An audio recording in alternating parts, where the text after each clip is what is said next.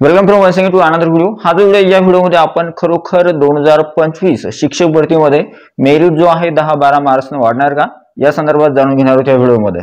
Video जो आहे खूप महत्त्वाचा आहे आणि या व्हिडिओमध्ये तुम्हाला त्या गोष्टी सुद्धा सांगणार आहे मी, विथ प्रूफ सगळ्या गोष्टी सांगणार आहे। त्याच्यामुळे या वर्षीचा मेरिट जो आहे 10-12 मार्क्सने वाढण्याची शक्यता आहे। त्याच्यामुळे रेडी राहा। 2025 शिक्षक भरती जी होणार आहे त्याच्यामध्ये मेरिट कसा वाढणार आहे, कशा संदर्भात किंवा काय काय गोष्टी आहेत त्या संदर्भात जाणून घेणार आहोत या व्हिडिओमध्ये। व्हिडिओ जो आहे खूप महत्त्वाचा आहे आणि विथ प्रूफ बोलणार आहे। त्याच्यामुळे जे आहे यानंतर येणाऱ्या काळामध्ये ज्यावेळेस तुम्हाला कट ऑफ किंवा त्यावेळेस तुम्हाला लिस्ट लागेल तर त्यावेळेस तुम्हाला कळेल की मागच्या वर्षीपेक्षा यावर्षी खरोखर 10-15 मार्क्सचा फरक किंवा 10-12 मार्क्सचा फरक पडलेला आहे। तर काय आहे त्या गोष्टी किंवा कोणकोणत्या गोष्टी आहेत, खरोखर मेरिट वाढणार किंवा नाही वाढणार, सगळं जाणून घेणार आहोत या व्हिडिओमध्ये। व्हिडिओ जो आहे खूप महत्त्वाचा आहे।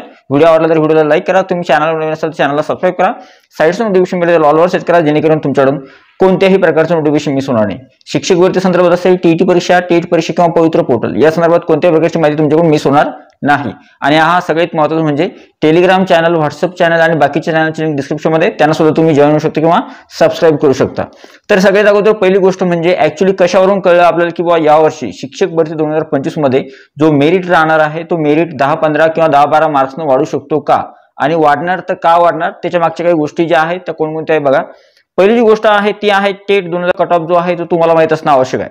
तुम्ही ज्या कास्ट मध्ये आहात, तुम्ही कोणत्या कॅटेगरीमध्ये आहात, नंतर तुम्ही आरक्षण घेतलेलं आहे का, नंतर किंवा तुम्ही कोणत्या वर्गासाठी पात्र आहे, वर्ग 1 ते 5, वर्ग 6 ते 8, वर्ग 9 ते 10 किंवा 11वी-12वी ज्या ठिकाणी तुम्ही एलिजिबल आहात तर त्या ठिकाणचा मागच्या वर्षीचा मेरिट किती आहे ते अगोदर बघून घ्या। आता मी तरी सुद्धा तुम्ही नाही बघितला तरी सुद्धा मी तुम्हाला जेमतेम आकडेवारी जी आहे कुठपर्यंत होता मेरिट किंवा कुठपर्यंत नाही त्या संदर्भात तुम्हाला माहिती सांगणार आहे। ठीक आहे, सगळ्यात पहिले बघा ऍक्च्युअल मध्ये मेरिट जो आहे मागच्या वर्षी तुम्हाला हे माहिती आहे शिक्षक पद भरतीमध्ये जो काही मेरिट लागतो तो एक सारखा नसतो किंवा सारखा लागत नाही। प्रत्येक कॅटेगरीचा, प्रत्येक सब्जेक्टचा किंवा प्रत्येक याच्यासाठी मेरिट जो आहे तो वेगवेगळा लागतो। फॉर एक्झाम्पल मॅथ आणि सायन्सचा वेगळा, नंतर लँग्वेजचा वेगळा, नंतर उर्दू मीडियमचा वेगळा, नंतर इंग्लिश मीडियमचा वेगळा, नंतर मराठी मीडियमचा वेगळा, नंतर आर्ट्सचे जे विद्यार्थी आहेत त्यांचा वेगळा, सायन्स स्ट्रीमचे जे विद्यार्थी आहेत त्यांचा वेगळा, वर्ग 9 ते 10, 11वी-12वीचा मेरिट वेगळा असणार, नंतर वर्ग 6 ते 8चा मेरिट वेगळा असतो सोशल सायन्स आणि मॅथ आणि सायन्सचा, आणि वर्ग 1 ते 5चा सुद्धा मेरिट वेगळा असतो कारण की वर्ग 1 ते 5 साठी फक्त डीएड धारक एलिजिबल आहेत। ठीक आहे, आता आपण काय करूया, मागच्या वर्षी कशा कशा प्रकारे आकडेवारी होती ते बघूया। अंदाजित जो मेरिट होता तो जवळपास 115 ते 120च्या दरम्यान होता टेट 2022चा। ठीक आहे, नियर अबाउट म्हणजे आपण ऍव्हरेज पकडतोय। ठीक आहे, जास्त हाय पण नाही जास्त कमी पण नाही, ऍव्हरेज जो मेरिट होता तो होता 115 ते 120च्या दरम्यान। कसा कसा होता बघा, फॉर एक्झाम्पल मॅथ आणि सायन्सचा जर मेरिट बघितला तुम्ही तर तो होता 104 वर, 104 मार्क्स लागत होते फक्त मागच्या वर्षी मागच्या भरतीमध्ये। ठीक आहे, नंतर जर तुम्ही समांतर आरक्षणाची जर गोष्ट केली तर 95 किंवा 96 स्कोर ज्या विद्यार्थ्यांचा होता ते विद्यार्थी सुद्धा लागलेले आहे। नंतर जे विद्यार्थी हँडिकॅप होते त्यांचा नंबर 80 ते 85 स्कोरवर सुद्धा लागला। नंतर जे माजी सैनिक किंवा खेळाडू विद्यार्थी होते त्यांचा नंबर 70 ते 72 स्कोर होता तरी सुद्धा त्यांचा नंबर लागलेला आहे। ज्या फिमेल कॅन्डिडेट्स होता त्यांचा नंबर 112 ते 115च्या आसपास ज्यांचा स्कोर होता किंवा 115च्या समोर ज्यांचा स्कोर होता त्यांचा जवळपास शिक्षक भरतीमध्ये कुठे ना कुठे नंबर लागलेला आहे। नंतर ओपन कॅटेगरीचे जे विद्यार्थी आहेत त्यांना मात्र इथं स्कोर थोडा वाढलेला दिसतोय, त्यांचा स्कोर जो आहे तो 120, 125 किंवा 130च्या आसपास होता, ते विद्यार्थी किंवा त्या भरतीमध्ये लागलेले आहे। नंतर आर्ट्सचा मेरिट जो आहे तो थोडा हाय होता सायन्स पेक्षा आणि उर्दू मीडियम पेक्षा, म्हणजे उर्दू आणि सायन्स मीडियमचा कट ऑफ किंवा मेरिट थोडा कमी होता आणि आर्ट्सचा कट ऑफ जो आहे किंवा मेरिट जे आहे ते थोडा जास्त होता। ठीक आहे, तर आता मी तुम्हाला 2000 आणि मी तुम्हाला जी जेमतेम आकडेवारी जी आहे ती सांगितली आणि तुम्ही काय करू शकता, आता याच्यामध्ये काय काय मेरिट राहिलेलं आहे, उदाहरणार्थ फॉर एक्झाम्पल काय की कास्टचा मेरिट, ओबीसीचा किती आहे, एससीचा किती आहे, एसटीचा किती आहे, तर तुम्ही तुमच्या कास्टमध्ये मेरिट किती होता ते तुम्ही बघू शकता आणि त्यानुसार मागच्या वर्षी किती मेरिट होता त्यामध्ये तुम्हाला 10-12 मार्क प्लस करायचे यावर्षी। ठीक आहे, का करायचे ते नंतर सांगतो मी।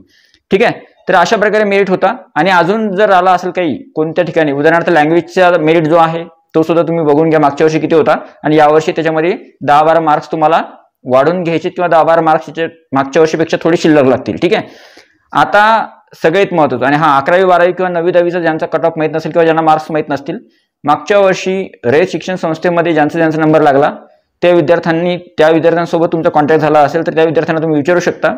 ऍक्च्युअली विदाऊट इंटरव्ह्यूसाठी सिलेक्शन झालं तर त्यावेळेस त्यांना मेरिट त्यांचा जो स्कोर होता तो थोडा स्कोर चांगला लागत होता 11वी-12वीसाठी आणि त्यानंतर 9वी-10वीसाठी। ठीक आहे, तुम्ही ते विचारू शकता। थोडक्यात जर तुम्हाला 2022चा तुमच्या संदर्भात तुम्ही ज्या ठिकाणी पात्र आहे, एलिजिबल आहे, वर्ग 1 ते 5, वर्ग 6 ते 8, वर्ग 9 ते 10 किंवा 11 12 आणि तुम्ही ज्या कास्टमध्ये आहे, तर त्याचा मेरिट मागच्या वर्षी किती होता तो बघून घ्या एकदा आणि त्याच्यामध्ये तुम्हाला 10-12 मार्क्स शिल्लक पकडायचे. ठीक आहे. दुसरा महत्त्वाचा मुद्दा जो आहे म्हणजे मागचा हा तुम्हाला मी अगोदर सांगितलं दिलं तुम्हाला या गोष्टी की किती मेरिट होता 2022 मध्ये.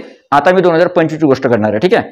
आता बघा 2025 मध्ये जी शिक्षक भरती केल्या जाणार आहे ती होणार आहे संच मान्यता 2024-25 नुसार. हे सगळ्यांना माहित आहे. ठीक आहे.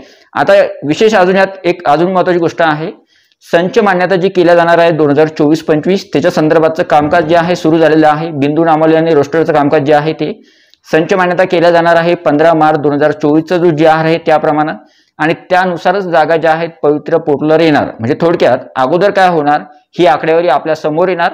आकडेवारी समोर आल्यानंतर त्यापैकी किती पदांसाठी पद भरती करायची, 100% पद भरती करायची, 70% करायची किंवा 80% करायची, शासन किती टक्के पद भरतीसाठी मंजुरी देणार. थोडक्यात माहिती अशी मिळते किंवा माहिती अशी आहे की 100% पद भरतीचा जो प्रस्ताव आहे त्याला मंजुरी मिळेल.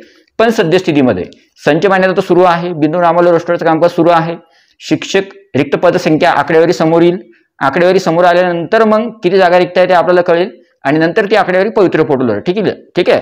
आता थोडक्यात तुम्हाला एक सांगा मला की 2022 मध्ये जी भरती प्रक्रिया झाली होती त्याच्यामध्ये जागा किती आल्या होत्या. फेज 1 मध्ये आल्या होत्या 21,000 आणि फेज 2 मध्ये आल्या होत्या 2-3 हजार विदाऊट इंटरव्ह्यूच्या आणि नंतर 8 ते 9 हजारच्या आसपास जागा होत्या कशाच्या, विथ इंटरव्ह्यूच्या. ठीक आहे. एकूण आकडेवारी तुम्ही टोटल केली असेल 30-32 हजारापर्यंत ही आकडेवारी होते.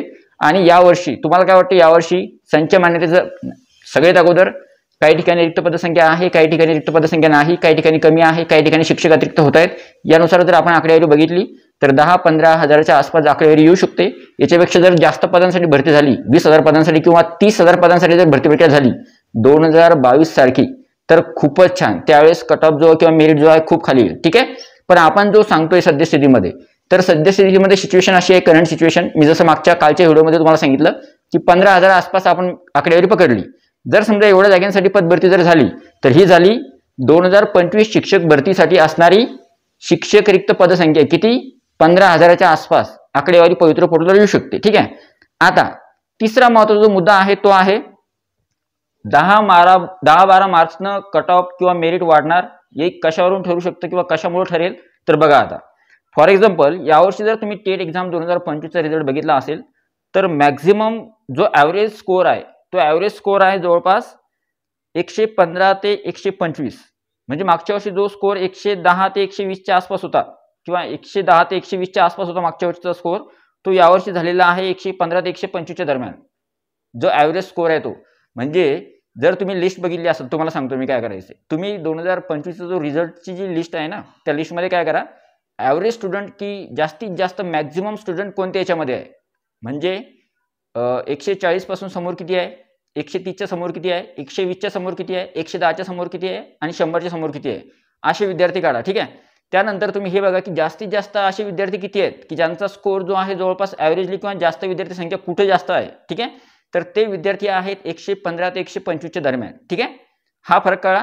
मागच्या वर्षी 110-120 होता, यावर्षी 115 ते 125 आहे. ठीक आहे. इथं 10-12 मार्कचा फरक पडलाय. दुसरी महत्त्वाची गोष्ट आहे ती आहे यावर्षी प्रत्येक कॅटेगरीला जे आहे यावर्षी विद्यार्थ्यांची संख्या एक गोष्ट आहे की जेवढे अभ्यगोधारक टेट 2022 मध्ये प्रविष्ट झाले होते 2,16,000 यावर्षी सुद्धा तेवढीच संख्या आहे 2,11,000 म्हणजे जवळपास सारखीच आहे. पण यावर्षी मात्र मुलांचा रिझल्ट मागच्या परीक्षेपेक्षा यावर्षी चांगला आहे. कसा चांगला आहे ते सुद्धा सांगतो. 2022 मध्ये जी भरती प्रक्रिया झाली होती त्याच्यामध्ये जी एक्झाम झाली होती ती IBPS ने घेतली होती आणि त्यावेळेस पेपर पॅटर्न थोडा नवा होता किंवा विद्यार्थ्यांना पेपर पॅटर्नची थोडी एवढी आयडिया नव्हती. आणि 2025 मध्ये ज्यावेळेस परीक्षा झाली किंवा पेपर झाला तर त्यावेळेस विद्यार्थ्यांना अगोदर 2022चा थोडाफार एक्सपिरियन्स होता, अनुभव होता, प्रश्न कशा प्रकारचे येणार, काठिण्य पातळी थोडीफार माहीत होती. आणि एवढं असून सुद्धा सोशल मीडियाद्वारे सुद्धा जे आहे विद्यार्थ्यांना काही गोष्टी ज्या आहेत उलगडून गेल्या, जेणेकरून यावर्षी विद्यार्थ्यांना थोडा 2022 मध्ये जसा पेपर गेला होता त्यापेक्षा 2025 मध्ये जो पेपर जो आहे तो चांगला गेलेला आहे आणि विद्यार्थ्यांचा स्कोअर सुद्धा चांगला आहे. तुम्ही जर या व्हिडिओच्या खाली जरी बघाल तरी सुद्धा बघा तुम्ही की विद्यार्थ्यांचा स्कोअर किती असतो. 125, 120, 122, 130, 137, 143, 142 असा स्कोअर विद्यार्थ्यांचा आहे.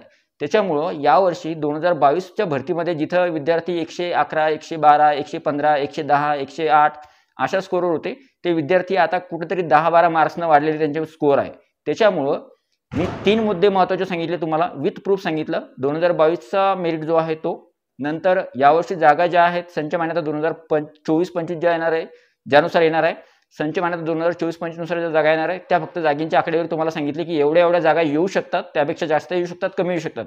आणि तिसरा महत्त्वाचा मुद्दा म्हणजे यावर्षी विद्यार्थ्यांना पेपर पॅटर्न कसा गेला होता किंवा पेपरची काठिण्य पातळी कशी होती.